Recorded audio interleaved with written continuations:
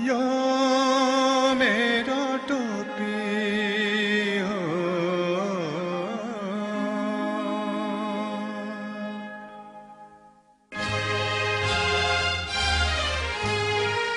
मेरो टोपी कैलाशको शिर जस्तो, मेरो टोपी हिमाली हिमाली, मेरो टोपी कैलाशको शिर जस्तो, हिमाली भिर जस्तो।